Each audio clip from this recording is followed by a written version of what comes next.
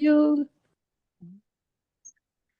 Hi, everybody. Thank you for joining our NetNomads community call. Today or this evening, we're talking about a really fun topic, which, well, I think it's quite fun. It's the topic of the inner work that we're doing and also the morphogenic field. The morphogenic field is a term that Dr. Joe Dispenza often bandies about. So we thought, well, let's dive into it and share our experiences both with inner work and with our understanding of the morphogenic field is. Norma, you very kindly shared a definition of it. Would you like to read that out? Do you want me to read it out? No, I can read it out if that would be helpful. And I just got really curious and I thought, actually, if I had to explain the morphogenic field, I might get it right. I might struggle, however. So Well, sorry to interrupt. But before we read the definition, shall we just start off with a quick round, a quick, yeah, you can either put in the yeah, chat yeah. or just share your, just in a couple of words, what do you think the morphogenic field is? What is your understanding of it?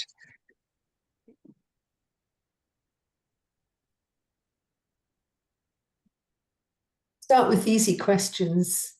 Yeah, straight away. Yeah, boom. Does any, I, should you? I, Yeah. I assume when you talk about the word morph, it means that it can change into different shapes, sizes, or take on different forms. So I think it's got something to do with that, if my understanding of what morph means is correct. And it's not morph as in like, yeah. Wasn't there a morph in Tony Hart's art thing? Yeah, yeah. I used to love Little Morph. Yeah. Thank you for sharing. Does anybody else have anything that they'd like to add with that? Cool. Norma, would you like to go ahead? Sorry to interrupt you. Yeah. Where are we? 2 seconds. Morphic fields. Okay, here we go.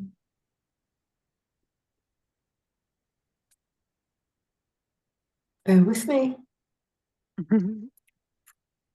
So I've got the more technical explanation, and then I said, can you put that in layman's terms, please? So I posted the more techie one, but I will read it out here. So the idea of a morphogenic field shows up as an energetic or relational field of influence that exists beyond formal structures, a kind of invisible matrix that shapes team dynamics, organizational culture, innovation and transformation, particularly in the business world. So here's how it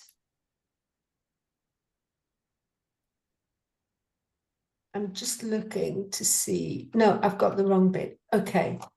The morphogenic field is a concept introduced by British biologist Rupert Sheldrake, who I had the pleasure of seeing talk at the Consciousness Conference in London that I was helping out at.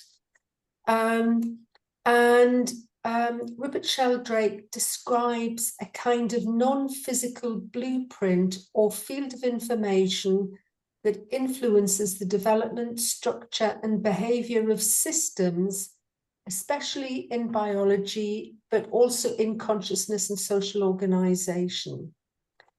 So the scientific origins, Rupert Sheldrake's theory says that morphic fields are fields that organize the form and behavior of systems from cells to societies. Morphogenesis is the biological process that causes an organism to develop its shape. And Rupert argued that genes alone couldn't fully explain this, hence the need for a morphogenic field. Morphic resonance is a core idea, new systems that draw on the memory of similar systems that came before. So, for example, they say a rat learning a maze in London might help rats in New York learn the same maze faster. So it's that sort of transference of knowledge and intelligence, because we're all connected and it's a field, and there's no future or past, and everything's happening at the same time. So in human experience, it's often referenced in spiritual, psychological, and energetic work. Group fields are shared emotional or psychological fields in families, organizations, and communities. It's also explained as a collective memory or wisdom, which Carl Jung called collective unconscious. And in healing and transformation, for example, practitioners doing family constellations or energy healing, they refer to morphogenic fields when tuning into patterns that exist beyond the individual. And I had the crazy experience of family constellations in January when I went to visit the family I used to au pair for 48 years ago, which was amazing. And we went to a family constellations evening, and honestly, I felt that morphogenic field in all its power, because we were in the room, 8 of us, with 7 complete strangers and the facilitator, and without any prep, without any information or whatever, as normal human beings, almost off the street individuals, there was an individual there with a significant trauma and problem that she was working through. And we were positioned by her in relation to the different people who were involved in that. And it was extraordinary because, you know, I was chosen to be her husband. Somebody else was chosen to be her mother. And she positioned us in places, and we just had to tune into our body and express what we were feeling in our bodies at the time. And it was unbelievably powerful. You know, even knowing what I know, I was blown away by it. So there's definitely this something else that exists, which in our book club we're reading about with Jose Silva, where this information is shared and transferred through a medium that normal people probably don't fully understand. And obviously people like Joe Dispenza and Jose Silva and Rupert Sheldrake have more insights and experience of. And I'm just looking at Maria's question. I've lost the chat. Where's the chat gone? I'm going to have to expand it up. No, sorry, I can unmute myself because yeah, I'm new to the topic that you of the conversation tonight, but I've been told about Bert Hellinger. I think he was German by origin, and he apparently worked of a similar approach where he does the setup of family members. I'm not sure if it's in the circle or not, but then through that, I don't know enough in details. I was just literally mentioned, someone has mentioned this individual to me. I then Bert Hellinger is he was a psychotherapist, and he is the founder of the family constellations methodology. So exactly. Yeah. Okay. Yeah. And that is, sorry, apologies if I heard it correctly, that is connected with the morphofeeling field, or yes, it is, and that's kind of what we're referencing here is, you know, the morphic fields being a way that these fields can be experienced, so to speak. Does that make sense? Yeah, it does. And I Yeah. must say, I'm not putting myself forward as an expert in this. I've experienced some of these things, but this is grace and thanks to ChatGPT that I just rattled some questions into this afternoon, because I'm thinking, well, I'm not sure I really have a proper overview and insights into this. So yes, practitioners in family constellations, energy healing, refer to morphogenic fields when tuning into patterns that exist beyond the individual. So I've certainly felt the power of that in the Joe Dispenza work, and you know, in these family constellations that I experienced properly for the first time last year, and again in a 3-hour session in Germany in January, and it was absolutely extraordinary. Then, you know, it gives a little bit of information about Rupert Sheldrake, which personally, having read his book, I think is, and I might be a bit contentious here, I think is very unfair. He's almost been blackballed by the mainstream scientific audience, because he is questioning a lot of their long-held beliefs and scientific truths, and so he's rather been excommunicated, and his work's often classified as pseudoscience. And I think, if anything, scientists have a calling, hopefully a calling and a duty, to stay curious and open, and to have vigorous, interesting debate about these things, rather than shutting down conversations and excluding people. So I think it's unfortunate. Yeah.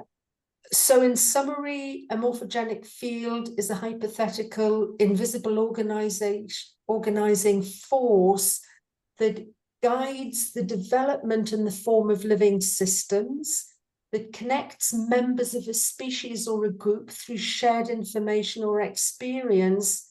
And it might be an explanation for intuition, group dynamics, or inexplicable learning and memory patterns. So when I said, I went in and I said, okay, can you give me a layman's explanation of what morphogenic field means? It said, think of a morphogenic field as an invisible energy field that surrounds a group of people.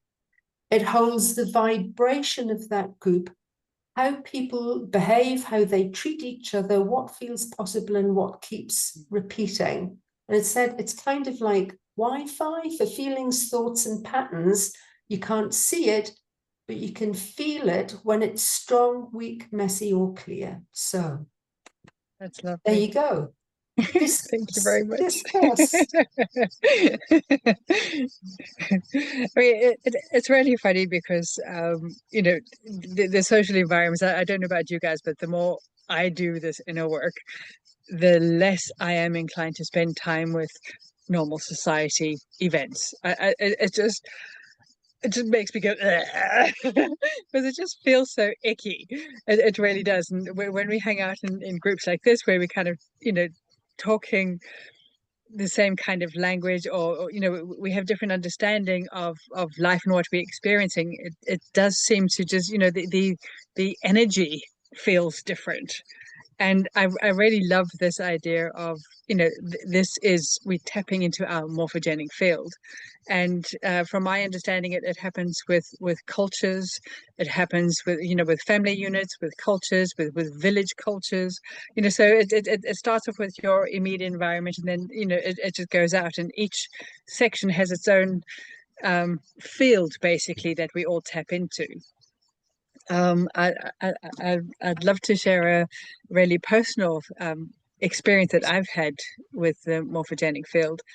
In you know, that I grew up with a very challenging childhood with a an incredibly narcissistic mom who gave me the gift of learning how to become a people pleaser. And you know, so I mean, the journey of personal transformation has been huge. It's been absolutely huge. And one of the things that came to through this work, I was able to see the blessings and the gifts that I learned through this relationship with my mom. And I was, you know, she transitioned in 2018. And over the time, I've really been able to look at this and go, wow, you know, I can completely understand why I chose you as my mum. I can, you know, completely get the gifts that you were helping me. You know, she has been one of my biggest teachers. And on my birthday this year, I was sitting outside and I was having a cup of tea, and I just raised my mug up to the skies, and I just said, "Thank you, Mum, for being the gift that you were in my life. Thank you for all the blessings and the lessons and everything that you've helped me experience."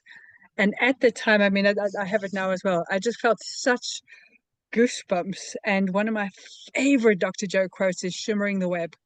That's the only way that I can describe it. It just felt like, and it just, you know, it felt like something shifted.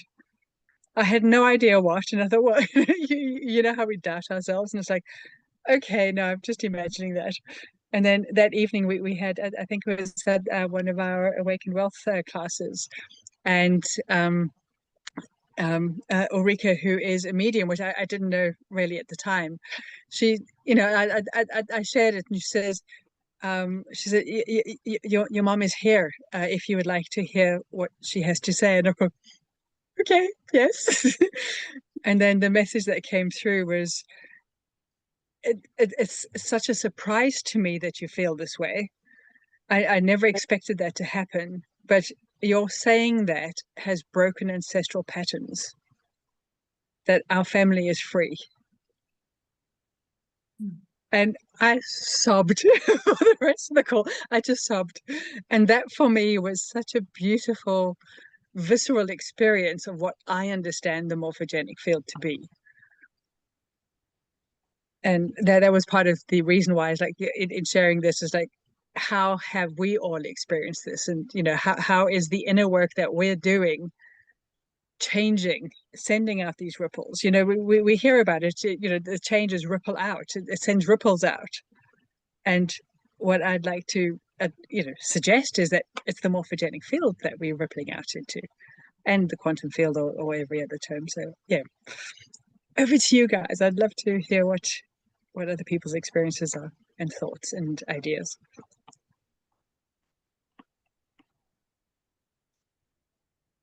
That was a great story. I don't think anyone knows me. I'm Gina. I'm Gina. actually checking in from California. Nice. And welcome. Yeah, thank you.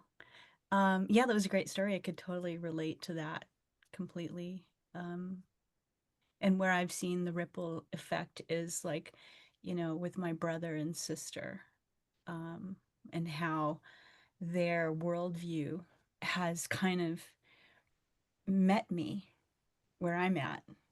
And I think that's the morphogenic field that I've kind of sent some ripples out, and somehow the universe has, you know, shifted my family so that we can all still connect and relate on some level, you know, despite political views and stuff like that.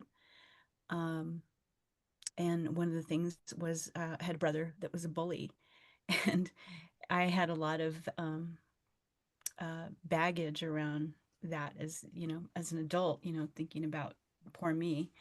And that's one of the things that shifted in the field when I projected love toward him, and every day in my morning practice. And I tried to really connect to him in a way that I never had before, because I was afraid to.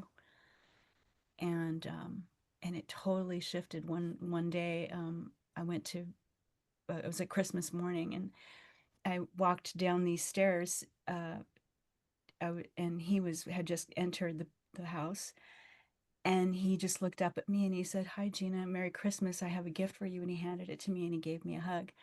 And I was like, whoa. Holy cow. I didn't have to well, I didn't have to confront it directly and try to change him. You know, it shifted. Yeah, it was cool. Wow, it's beautiful. Thank you for sharing that. Yeah.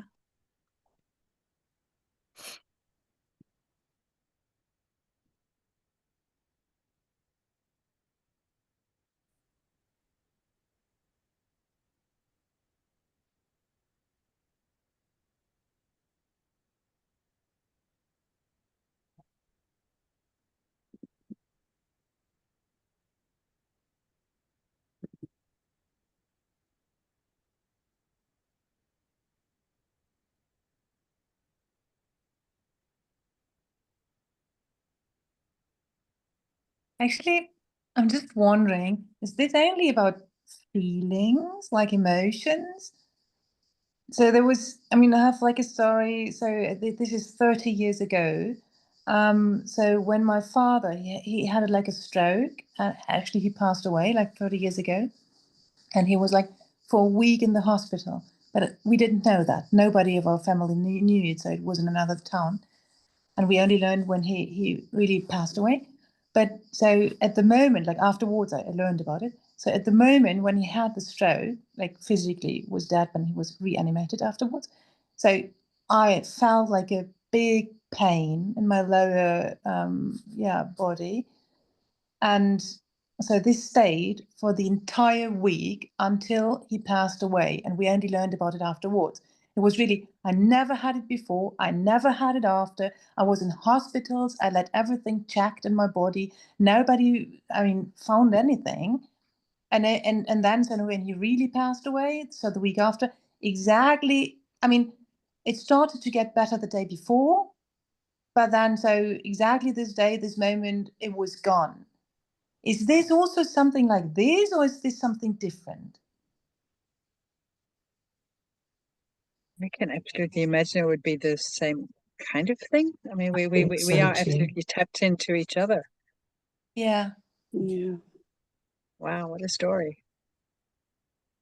Yeah, and this was also like he was in Austria and I was in Germany. So there were like hundreds and maybe, of kilometers between us. And I didn't know anything about his status.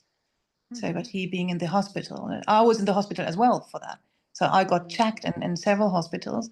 So this was really crazy. I mean, I didn't have something like this after and even before, but so this should be something around this, right? Yeah. So maybe. I mean, if you look at the studies with Dr. Joe, you know, with the coherence healings, Yeah. I mean, from what I understand, this is what we're all tapping into when we're sending, you know, the idea of the coherence healings, that we look at a photograph just to pinpoint somewhere in the multiverse, in the Yeah. field, just to have somewhere to pinpoint. Yeah. But we're all tapping into this Yeah. oneness. Yeah. And I think it's just another way of describing it, isn't it? That calls it a field of intelligent love. You know, there's lots of different names for it, but it is exactly that. Yeah.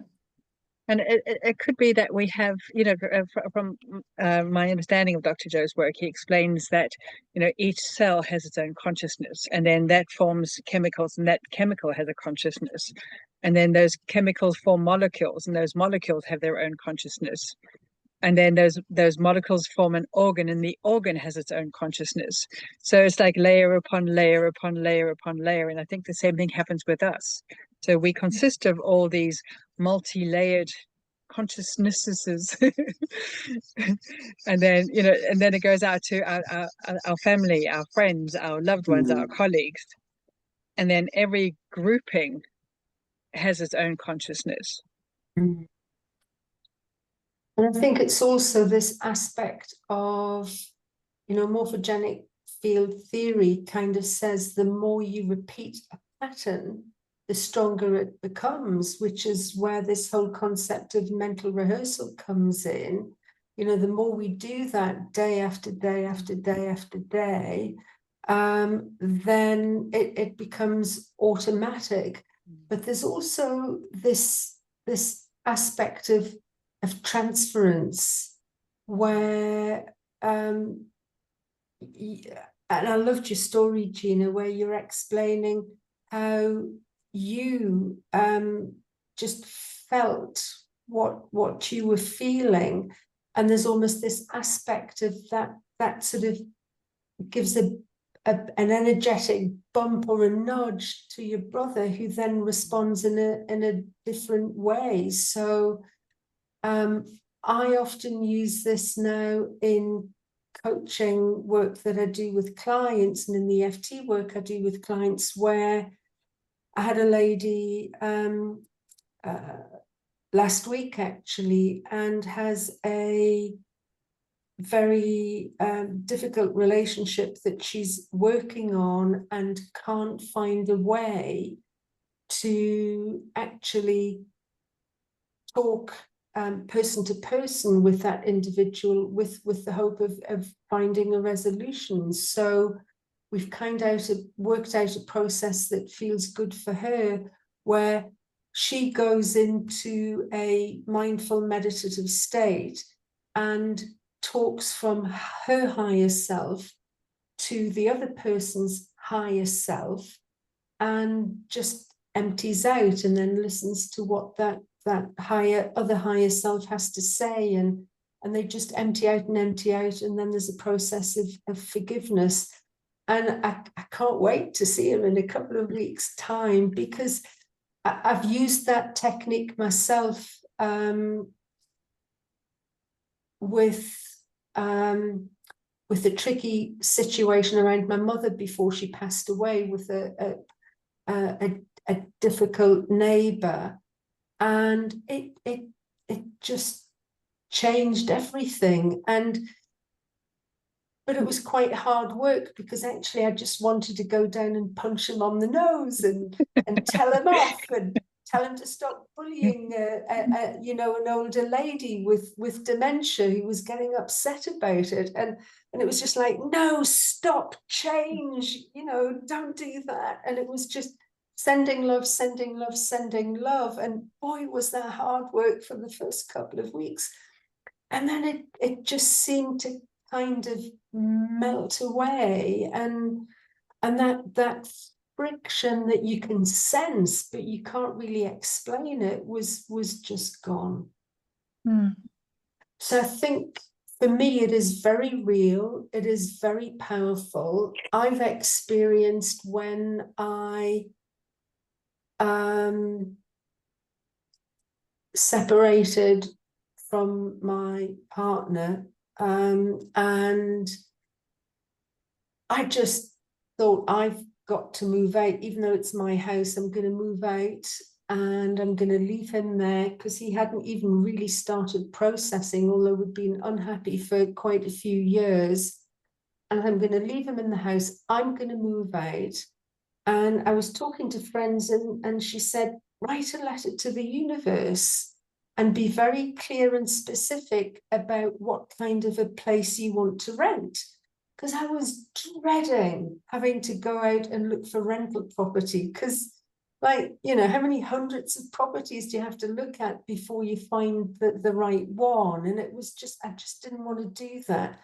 So I sat down on Sunday, wrote my letter to the universe. The first line was, I want it to be sunny. I only want to pay £550 rent. It has to be here, it has to be there. I want it to be halfway between the city and the countryside, fully furnished, a gorgeous landlady, beautiful neighbours, no gun. I mean, it was like a long list of 25, 30 things. And on Tuesday, having registered on some estate agent sites at the same time, on Tuesday, I got a phone call from the estate agent. Said, we've got this new property, it's in Sunnyside. And I thought, woo, Sunnyside. The first line was, I want it to be sunny. I mean, how good does it get? And would you like to go and see it? Because we haven't put it on the market yet. I went to see it on the Wednesday. I went back with my son on Saturday, having persuaded the landlady to hold it for me, because I wanted my son to see it. And when I looked at my list, every single one of the 25 items was a tick. Amazing. And I was sat Amazing. there thinking, I can't believe this. And the landlady said, well, you know, are you interested? Would you like it? And I said, well, yes, but I don't know whether I can take it. And she said, why not? And I said, because it's the first place I've looked at. It's just crazy. You know, you're meant to look at least 50 and then find the one that you're looking at. Surely it can't be this easy. And she burst out laughing. That was it. I moved in 2 weeks later. And actually, I went for a walk. I now call it my magic field. I went for a walk, and Victoria and Marcel have seen it on the way to feeding the horse, not my horse, the neighbour's horse, Troy, with carrots. And I walked through my magic field. And I don't know, somehow my heart just burst open and I fell to my knees in the middle of the field and just sobbed. And I was just crying, thank you, I'm so grateful, I'm so grateful. It was just, so I've had a number of experiences like that, and that surely that has to be the morphogenic field as well.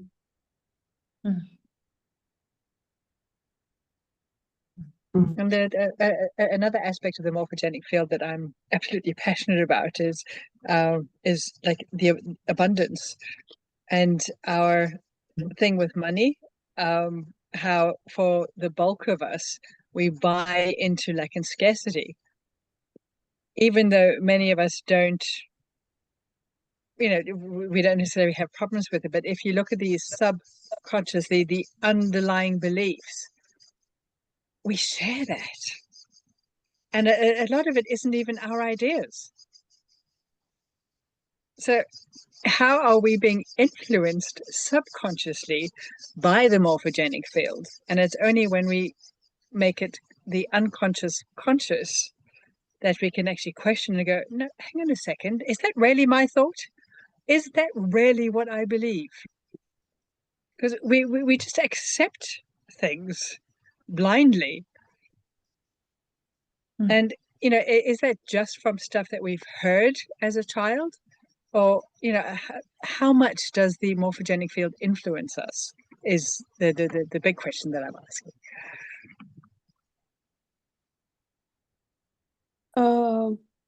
I've had some experiences. I don't know if it's the same, where I would feel if a person has a headache or a backache or whatever it is, where I would just say, I have a look, I would say it out that, oh, my headache. Or and then the person says, oh, I have a headache or I have a backache. And then it moves from them to me. And then, so I don't know if it's the same thing. It happens a lot now. Wow. Where you whatever the person is feeling, if they're not well, I'll just pick the disease. Then it comes on me, and then it shifts from them to me, and then it goes away. And then recently there was a really funny story that happened. I dreamt of my mom. So she was holding 3 materials, a white one, a blue one, and a yellow one. And she was also putting on the same materials, and then she passed them on to me. So I took them. But when I woke up, I was like, I don't know what this means. I need to ask someone. So I know someone who is, I don't know, we call them prophets here, you know, like, so in the morning, I completely forgot about it. I was like, then as I was scrolling through my phone, and then I was looking at her status, she was wearing the same colors. And then I was like, oh my goodness. Then I gave her a call. I said, you know what? You're wearing the colors I forgot in the morning. And then I was telling her my story, and she was saying, in spirit, we say you are a medium. Those are the colors for mediums. So your mom was sending that to you, or she was trying to tell you that that's what you are. So I don't know. So I don't know. Wow, that's amazing. Yeah. That's very cool. I was just thinking, morphogenic field, is there a difference? Like when people say, oh, I just got this download, or intuition. I don't know. Is there something like similar? I don't know. I was just thinking about when it was 2004 and my brother passed away, so we went to India to take his ashes. And there was a van full of family members that decided to go and take his ashes to this particular lake, river in India. And on the way back, I was sat behind the driver, and next to me was my 3-year-old niece and 10-year-old niece, I think at the time, 9-year-old niece.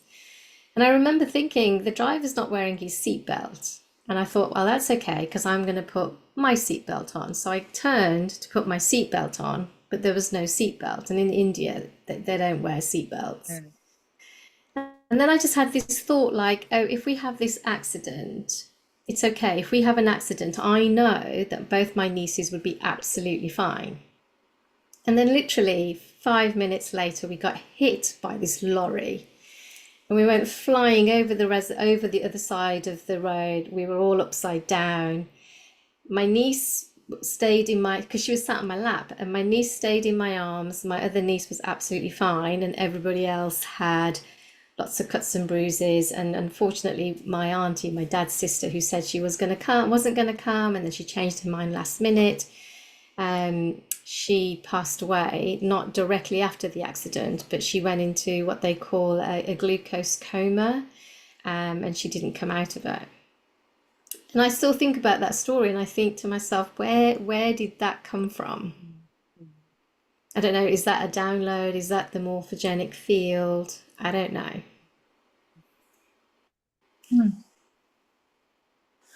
Wow. You're on mute, Norma. I think it is the morphogenic field. If you just think of the field as being, a field of connection, memory, and potential. So, and I think there's lots of different names for the experiences. I'm particularly fascinated with ESP and intuition at the moment, and reading more about it and doing more around it, whether it's, being psychic or remote viewing. I mean, there's so many different words for so many different things. But I do truly believe that connection is there. I'm not sure I don't think I fully understand it, but I can feel it when I'm closer to it, when I'm more connected at a high vibration. I can definitely feel it. Yeah, for sure. It could also be that there is possibly a difference between the morphic field and the morphogenic field. That from your what you read out, the genetic is that is when it affects our genes, and that could very much be per species. That's possibly the idea behind the evolution theory. How the changes that we make then changes out the blueprint for our genetics. So that could also very much be family related and also species related. Yeah. Like suddenly rats know how to solve mazes. As an example. And this aspect of morphic resonance is fascinating. We had two collie dogs that weren't related, a dog and a bitch, and I left them in charge of the guys when she was in heat, and I came back, and sure enough, you know, the business had happened, and we had puppies 63 days later. And the young Josie, the bitch, she was really too young. She was 1.5 years when she had her first litter of pups. And bang on 63 days, she suddenly disappeared, and she'd obviously started having contractions, and she'd gone up onto the top floor and hidden under the bed. So it took me quite a while to find her.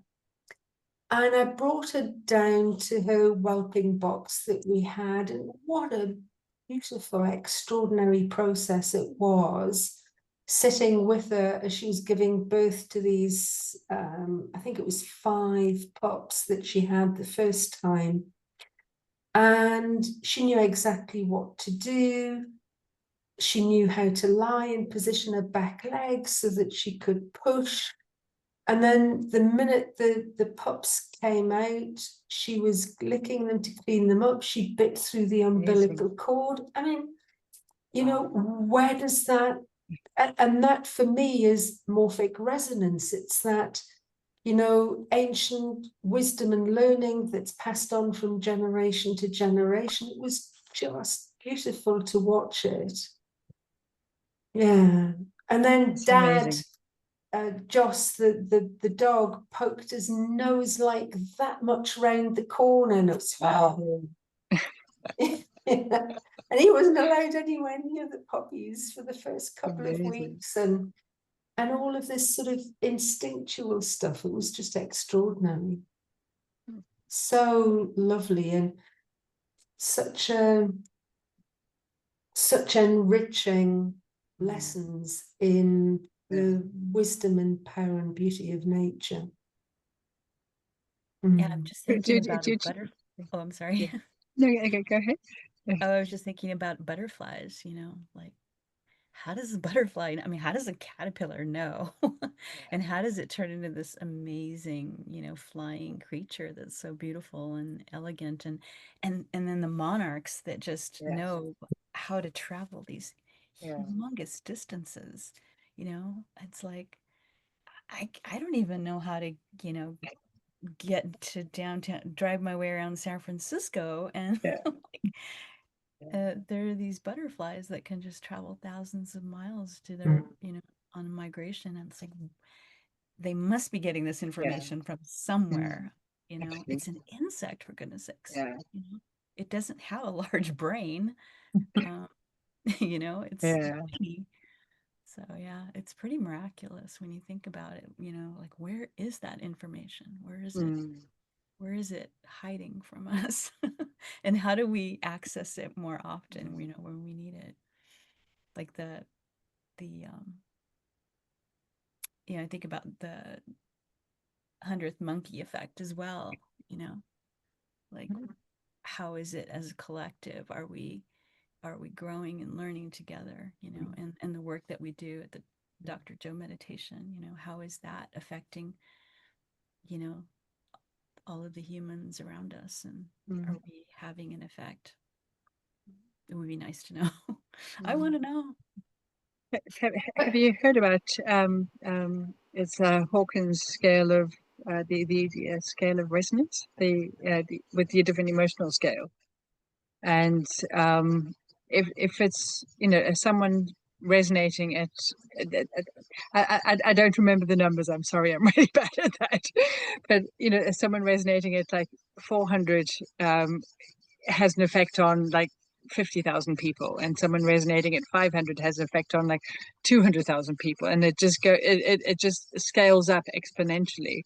That's why when people like, you know, ascended masters like Jesus, for example, walked on earth, or Buddha, or whoever it was, that they had such a profound effect on the world just because of who they were. And, you know, they didn't even have to say anything. Just them being who they were healed people, you know, and it just raised their energies as well. which is very exciting. I mean, especially when you see all the crazy stuff that's happening in the world, you kind of think, well, what was my little meditation going to make a difference in? But when you look at that, it's like, okay, we actually are rippling changes into the world. What is that person's name again? Hawking? David Hawkins. David. Yeah. I was just thinking when Gina was talking about butterflies and how do these animals know, and I was just thinking to myself, I think there's a lot to be said about staying in your lane. Like a butterfly is a butterfly, right?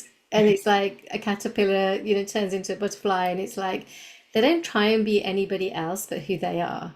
And I was just thinking about, like, like you were talking about Jesus, and it was like that's the vibration that I was born to vibrate at, because they kind of connect with the essence of their soul. And I think we forget that, and then we try and do all these different things and be different people. And I just wonder whether there is something, isn't there, about how do we kind of remember our true being, our true soul, our truth. Yeah, and sometimes when we veer off that, life just gets more complicated, doesn't it? So maybe we just need to stay in lane and remember who we are. But then who lovely. are we really? It's like, I don't know, I had this thought the other day that my life is not looking anything of what I would have hoped my life was going to be.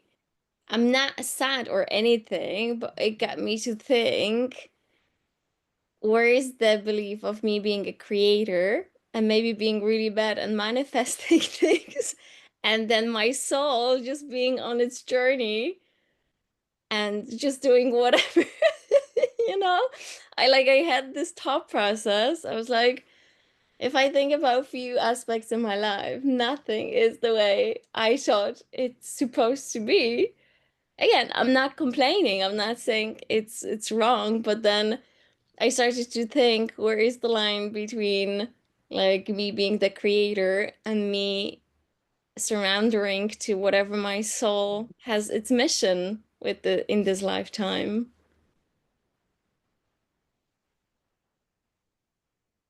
That's an excellent point. I definitely am in that school of, we have a mission coming into this incarnation, and that when we come here, we're equipped with what we need, like emotionally, physically, and everything for that lesson to play out. But I think what happens is that we start to take on other people's beliefs, other people's patterns, ways of operating in our world to get seen and loved and appreciated, so we start to kind of take on and start acting like other people and around us are caretakers to be seen, and get what we need. We need food, we need clothing, we need to be taken care of as kids. And as we become adults, we no longer need to be taken care of, so we can let go of that way that we operated to get attention, and then come back to more of our true self. And I think that might be in the morphogenic field, our true self. It's hanging out there. And we just need to remember, like who we were when we were born, and just that remembering. So Maria, I think that you're remembering, like remembering who you want to be, how you want to express yourself, how you want to how you want to be in this moment, because it's all moment to moment, because tomorrow we may not want to be the same person we are today. Something in our lives might change, and we'll decide that, maybe I can, I don't know, dig deeper into who I want to be. Like, it was really just that the aspect of even a questioning because when I say it's nothing like I would have hoped for or anything, but again, it's like, where is what have I really hoped for versus what have I thought I should be hoping for? It's almost like the intellectual processes turning on and then being on the journey that I am. And it's almost like it's playing the dance in between two worlds a little bit. It's like Dr. Joe said, it's like we are the creators, but we also, it's almost like with our creations, we have to let go of the control, and it's extremely thin line. I don't know. I just was thinking about it the other day. And I was just thinking to myself, and then again, like, so what I did actually with ChatGPT, because I've done a lot of different things like astrology, numerology, and whatnot. I dropped all of my notes into ChatGPT and I was like, grab the wisdom out of it that maybe I'm not seeing. It was a beautiful exercise, I'm not gonna lie. But then again, that kind of got me into questioning more as to, so who are we? What are we? Where is the dance in between 3 and 5D reality and things like that? And also, I wanted to ask, what's your thought process on dreams in the context that we are speaking today? Because I had some, I would say, very interesting experiences with how I dream, and when dream, it's almost like, I don't know if you've ever experienced, but having the same dream constantly over and over and over again. And my understanding went as far as, until I decode it, it will keep coming. And then understanding the meaning of such, this is where I'm understanding the dream is no longer coming back. And is that our way, again, a different way of, like we discussed here, the downloads, intuition, and whatnot, getting the information from the field that supports our growth. Wayne Dyer talks about dreams very eloquently, and I love what he has to share about them. And he always advocates going to bed, and the last thing you do as you're lying in bed is you set your intention for your sleep and for your dreams.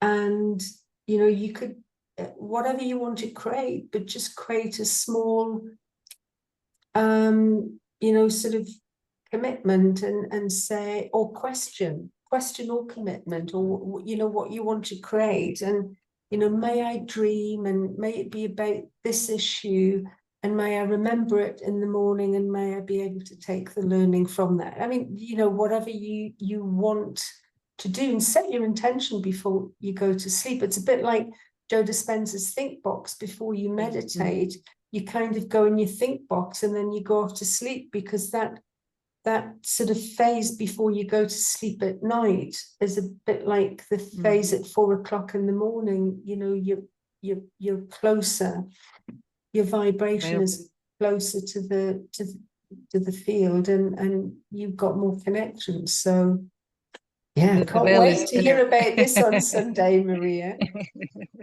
Because I also, for me, what helps with my dreams is I often have, like, interesting dreams. That it's really important to listen to how we feel about the dreams, because often for me anyway, the lesson is in the feeling of it, rather than the scene or the topic or whatever it is. It's like, okay, so how I go about my dreams is, okay, what happened? How did I feel about it? What does that mean to me? Yeah, that makes a lot of sense. And through that, some of my recurring dreams have are not recurring. But I also sometimes go back into a dream. It's like, oh, that was fun. Can we go back to that one? And then it could be like a week or so later, but I end up visiting that again, which is quite fun. As a child, I often had a recurring dream of a massive bridge, massive, massive, massive bridge, and there'd be trains going over it and cars and people, and and as soon as I stepped on it, it would just start crumbling and fall away. And then I got off it and it was fine. And then I got back on it and it would just crumble, and I had that dream all the time, all the time. And now looking back and going through my life code and all of this stuff, I can see that has been my core wound. The lesson that I came here to learn was I'm worthy and I'm supported. And the life experience that I came into was to learn that. So the life experience I chose was to not have that, which was quite interesting.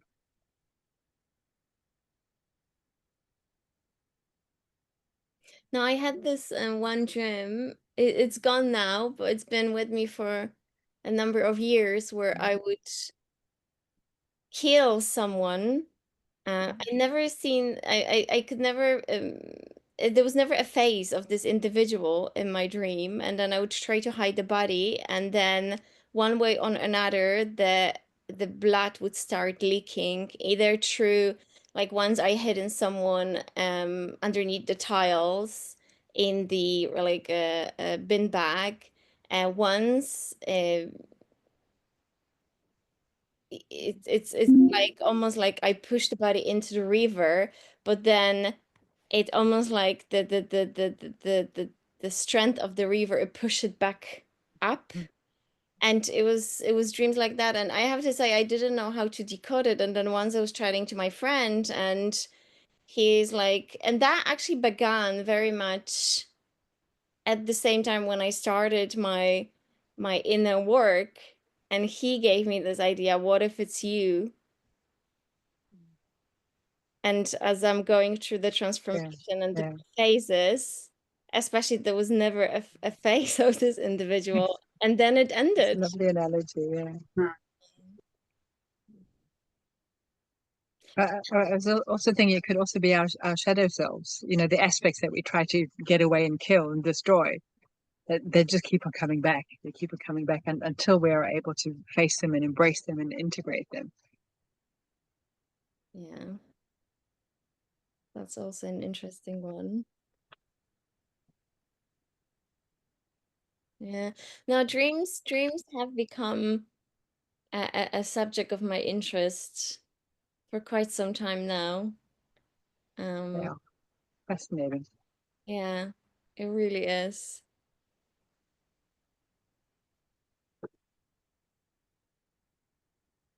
Wow.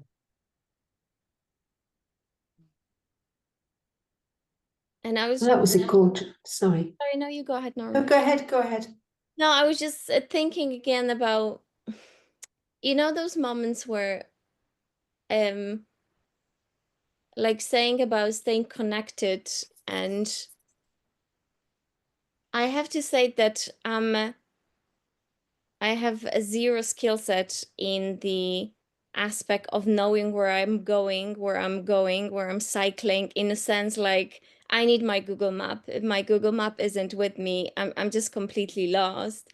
And then as many times as I was confused or lost where I am, I don't know why, I have this inner trust that one way or another I get home, or I get to where I'm meant to get, and I always get to that place. It's like it's like my belief in it, that I almost, like, in my 3D body, I don't believe I have this skill set. But then there is a higher self who knows exactly my roadmap. And it just got me to think about it, because Lishi, just this Sunday, I sometimes just like to grab my bike and just go and get lost in the forest. And after it felt like an hour and a half or more 2 hours, I was like, oh, I feel my legs. It's time to start to get closer home. But I didn't have my phone or anything, and I was just, okay, let's go this way and this way and this, and it's almost like I let my bike guide me. Yeah. And out Yeah. of the view, out of nowhere, I ended up on the street that I knew how close I am to my home. Amazing. Like, I found it fascinating. I was like, there you go. Gorgeous.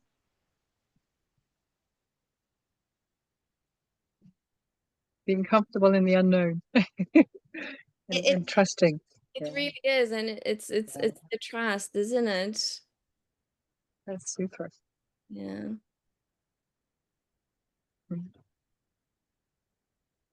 You beautiful people. I'm Yeah. going to love you and Yeah. leave you. Yes. I've got a I date need with to a go as hot well. bath and an early night. So, Thank you, everyone. I'm going to wrap it up as well. It's been a okay. really, really interesting, delightful conversation, and I'm looking forward to having a lot more of these so we can just dive into this amazing work that we're doing. So thank you so much for joining us. Lots of love.